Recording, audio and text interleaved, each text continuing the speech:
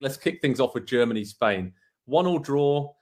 Fair result, I think. I mean, we kind of saw the issues for both teams a little bit highlighted in this game, but Germany, obviously, with that shock defeat for Japan against Costa Rica, that gave them a little bit more breathing space heading into their final group stage game against Costa Rica. But a bit better from Germany, but their main job was just to try and stop Spain being so slick and good going forward. And they did that for the most part, but the other side of the ball, going forward, there's still a few issues for Germany to sort out. And that kind of makes you think, even if they do get out of the group, they probably aren't going to go that far in this tournament, right? Yeah, they just have one or two names, and I'm not going to point them out because I don't want to be rude, but one or two names that they enter the game and it makes you realize, okay, this isn't the same sort of Germany. Not that those players aren't good, but it used to be just stacking stars upon stars and, oh, that guy's coming off the bench. You know, that sort of thing would really get you going. Miroslav Klose is not walking through that door for this team. Right. And Sadly. we had World Cups where he was coming off the bench. So yeah.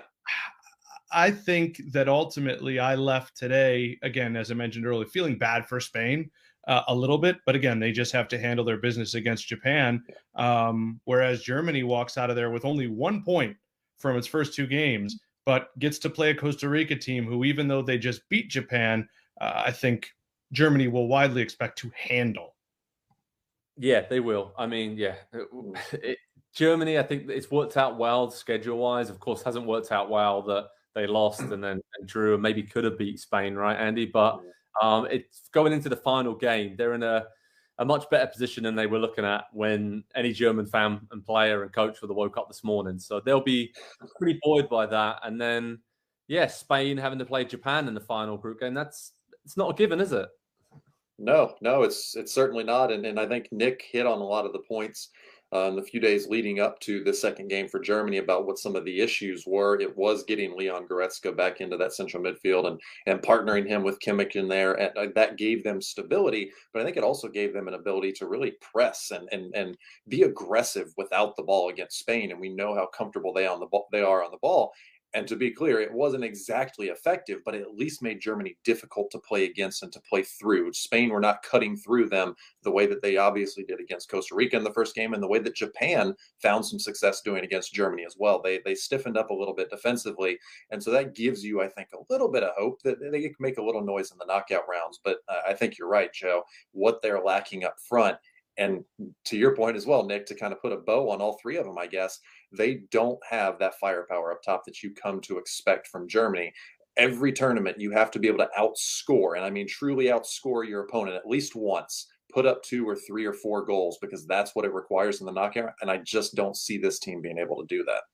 Nick, do we see Spain being able to do it? It's weird asking that because they won 7-0 against Costa Rica in the opener, but that was a kind of a one-off, it felt like. And Morata came off the bench today. Fair play to Luis Enrique. He changed it right away in the second half when he realized it wasn't working. He scored. But then they kind of just lost their way a little bit again, right? It's lovely to watch for the most part when it clicks, but is there just a danger of Spain, like we saw in the Euros sometimes, where they cannot be as clinical as they should be for the kind of chances they're creating, right? That's a little bit of an Achilles heel for them as well. Yeah, I think you're right. That's going to be the big question with them, along with clearly preferring Rodri at center back. There's so, again, I mentioned this last time, it feels a lot like Man City last season when, or was it 2 seasons ago, when Fernandinho had to go back at center back because of their injuries, and how fitting, right? Because of Pep Guardiola and Barcelona and the influence on this Spanish team. So I still really like Spain. I just don't know. I think a really good team may end up not getting out because we don't know what Japan team is going to show up. Although it does seem like a draw may just do the trick there for both those teams in that game, and that's always dangerous. Oh, it really is, but it's going to be really exciting now. I mean, it's, for Spain, they know if they beat Japan, they're through, right? But then it's just really interesting for Germany, I think. Obviously, Costa Rica, everyone expects them to win, but I don't know. This World Cup, if it's taught us anything over the last few days, expect the unexpected. So, but I want a quick word on Musiala. I thought he was excellent in the second half. He obviously went clear through one-on-one. Unai Simon made a good save for him, stood tall. But Simon was good. Yeah. And then just before that, he kind of had that little dribble and flick to get wide, crossed it in, and obviously got the assist as well. So Andy really is a star in the making there for Germany, and that's probably one of their main hopes going forward.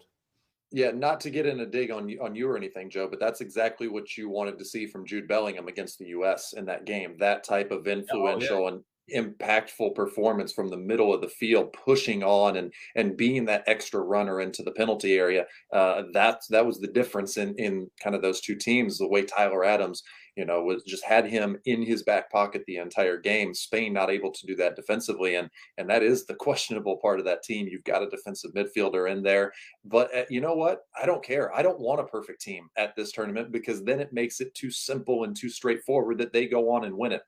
There are some really interesting, uniquely built teams in this tournament, and Spain having Rodri at center back, unnecessarily so, by the way, is just one of the fun parts of it.